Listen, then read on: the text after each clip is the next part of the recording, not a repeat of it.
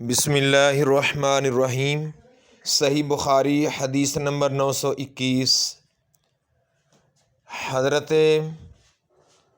معاذ بن فضالہ سے اور حضرت ابو سعید خدری رضی اللہ تعالی عنہ سے نبی پاک صلی اللہ علیہ وآلہ وسلم ایک دن منبر پر تشریف فرما ہوئے اور ہم سب آپ صلی اللہ علیہ وآلہ وسلم کے ارد گرد بیٹھے تھے۔ صحیح بخاری حدیث نمبر 922۔ امام بخاری رحمۃ اللہ علیہ کے استاذ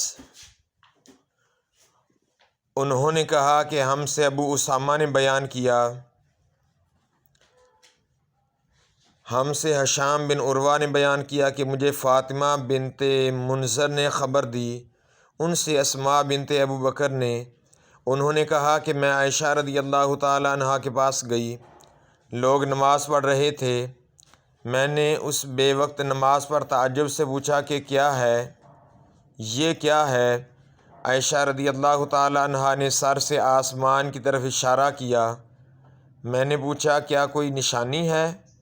انہوں نے سر کے اشارے سے ہاں کہا، کیونکہ سورج گہن ہو گیا تھا۔ اسماء نے کہا کہ نبی کریم صلی اللہ علیہ وآلہ وسلم دیر تک نماز پڑھتے رہے، یہاں تک کہ مجھ کو غشی آنے لگی، قریب ہی ایک مشک میں پانی بھرا رکھا تھا، میں اسے کھول کر اپنے سر پر پانی ڈالنے لگی، پھر جب سورج صاف ہو گیا تو رسول اللہ صلی اللہ علیہ وآلہ وسلم نے نماز ختم کر دی۔ اس کے بعد آپ صلی اللہ علیہ وآلہ وسلم نے خطبہ دیا، پہلے اللہ تعالیٰ کی شان کے مناسب تعریف بیان کی، اس کے بعد فرمایا اما بعد، اتنا فرمانا تھا کہ کچھ انصاری عورتیں شور کرنے لگیں، اس لیے میں ان کی طرف بڑھی کہ انہیں چپ کراؤں تاکہ رسول اللہ صلی اللہ علیہ وآلہ وسلم کی بات اچھی طرح سن سکوں، مگر میں آپ کا کلام نہ سن سکی، تو پوچھا کہ رسول اللہ صلی اللہ علیہ وآلہ وسلم نے کیا فرمایا؟ انہوں نے بتایا کہ آپ نے فرمایا کہ بہت ساری چیزیں جو میں نے اس سے پہلے نہیں دیکھی تھیں، آج اپنی اس جگہ سے میں نے انہیں دیکھ لیا، یہاں تک کہ جنت اور دوزخ تک میں نے آج دیکھی۔ مجھے وحی کے ذریعہ یہ بھی بتایا گیا کہ قبروں میں تمہاری ایسی آزمائش ہوگی جیسے کان دجال کے سامنے یا اس کے قریب قریب، تم میں سے ہر ایک کے پاس فرشتہ آئے گا اور پوچھے گا کہ تو اس شخص کے بارے میں کیا اعتقاد رکھتا تھا، مومن یا؟ یہ کہا کہ یقین والا۔ ہشام کو شک تھا، کہے گا کہ وہ محمد صلی اللہ علیہ وسلم ہیں، ہمارے پاس ہدایت اور واضح دلائل لے کر آئے، اس لیے ہم ان پر ایمان لائے، ان کی دعوت کو قبول کیا، ان کی اتباع کی اور ان کی تصدیق کی۔ اب اس سے کہا جائے گا کہ تو صالح ہے، آرام سے سو جا، ہم پہلے ہی جانتے تھے کہ تیرا ان پر ایمان ہے۔ ہشام نے شک کے اظہار کے ساتھ کہا کہ رہا منافق یا شک کرنے والا، تو جب اس سے پوچھا جائے گا کہ تو اس شخص کے بارے میں کیا کہتا ہے، تو وہ جواب دے گا کہ مجھے نہیں معلوم، میں نے لوگوں کو ایک بات کہتے سنا، اسی کے مطابق میں نے بھی کہا۔ ہشام نے بیان کیا کہ فاطمہ بنت منذر نے جو کچھ کہا تھا میں نے وہ سب یاد رکھا، لیکن انہوں نے قبر میں منافقوں پر سخت عذاب کے بارے میں جو کچھ کہا وہ مجھے یاد نہیں رہا۔ صحیح بخاری حدیث نمبر 923۔ حضرت امام حسن بصری سے انہوں نے بیان کیا کہ ہم نے عمر بن تغلب سے سنا، رسول اللہ صلی اللہ علیہ وآلہ وسلم کے پاس کچھ مال آیا یا کوئی چیز آئی، آپ نے بعض صحابہ کو اس میں سے عطا کیا اور بعض کو کچھ نہیں دیا، پھر آپ کو معلوم ہوا کہ جن لوگوں کو آپ نے نہیں دیا تھا انہیں ان کا رنج ہوا، اس لیے آپ نے اللہ کی حمد و تعریف کی۔ پھر فرمایا اما بعد، اللہ کی قسم میں بعض لوگوں کو دیتا ہوں اور بعض کو نہیں دیتا، لیکن میں جس کو نہیں دیتا وہ میرے نزدیک ان سے زیادہ محبوب ہے جن کو میں دیتا ہوں۔ میں تو ان لوگوں کو دیتا ہوں جن کے دلوں میں بے صبری اور لالچ پاتا ہوں، لیکن جن کے دل اللہ تعالیٰ نے خیر اور بے نیاز بنائے ہیں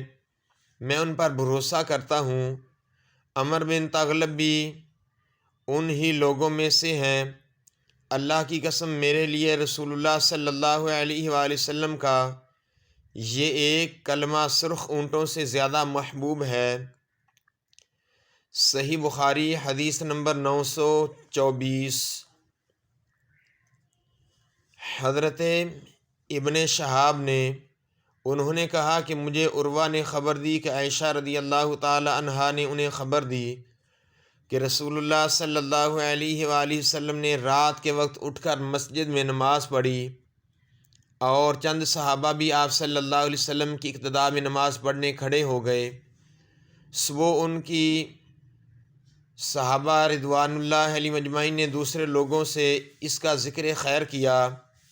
چنانچہ دوسرے دن اس سے بھی زیادہ مجمع ہوا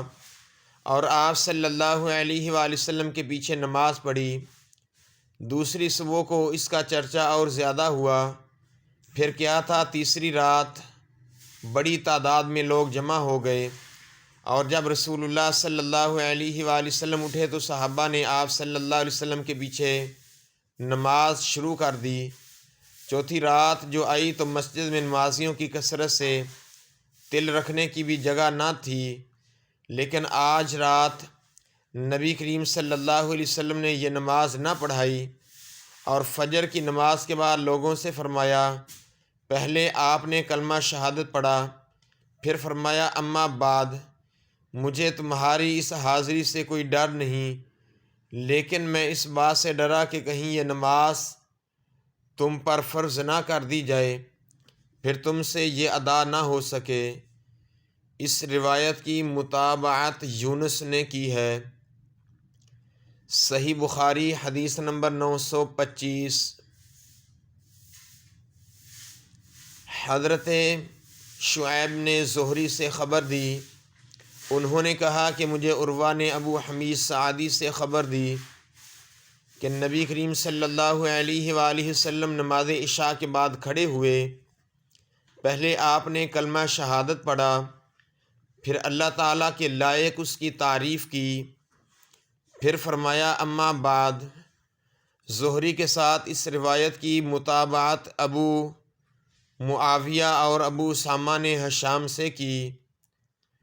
انہوں نے اپنے والد عروہ سے اس کی روایت کی، انہوں نے ابو حمید سے اور انہوں نے نبی پاک صلی اللہ علیہ وآلہ وسلم سے کہ آپ صلی اللہ علیہ وآلہ وسلم نے فرمایا اما بعد، اور ابو الیمان کے ساتھ اس حدیث کو محمد بن یحییٰ نبی سفیان سے روایت کیا، اس میں صرف اما بعد ہے۔ صحیح بخاری حدیث نمبر 926۔ ہم سے ابو الیمان نے بیان کیا، انہوں نے کہا کہ ہمیں شعیب نے زہری سے خبر دی، کہا کہ مجھ سے علی بن حسین نے مسعور بن مخرمہ سے حدیث بیان کی، نبی کریم صلی اللہ علیہ وآلہ وسلم کھڑے ہوئے، میں نے سنا کہ کلمہ شہادت کے بعد آپ صلی اللہ علیہ وآلہ وسلم نے فرمایا اما بعد۔ شعیب کے ساتھ اس روایت کی متابعت محمد بن ولید زبیری نے زہری سے کی ہے۔ صحیح بخاری حدیث نمبر 927۔ حضرت اکرمہ نے ابن عباس کے واسطہ سے بیان کیا، انہوں نے کہا کہ نبی کریم صلی اللہ علیہ وآلہ وسلم ممبر پر تشریف لائے، ممبر پر یہ آپ کی آخری بیٹھک تھی، آپ دونوں شانوں سے چادر لپٹے ہوئے تھے اور سر مبارک پر ایک پٹی باندھ رکھی تھی۔ آپ نے حمد و ثنا کے بعد فرمایا لوگو میری بات سنو، چنانچہ لوگ آپ کی طرف متوجہ ہوئے، کلام مبارک سننے کے لیے متوجہ ہو گئے۔ پھر آپ نے فرمایا اما بعد، یا قبیلہ انصار کے لوگ آنے والے دور میں تعداد میں بہت کم ہو جائیں گے، پس محمد صلی اللہ علیہ وآلہ وسلم کی امت کا جو شخص بھی حاکم ہو اور اسے نفع و نقصان پہنچانے کی طاقت ہو تو انصار کے نیک لوگوں کی نیکی قبول کرے اور ان کے برے کی برائی سے درگزر کرے۔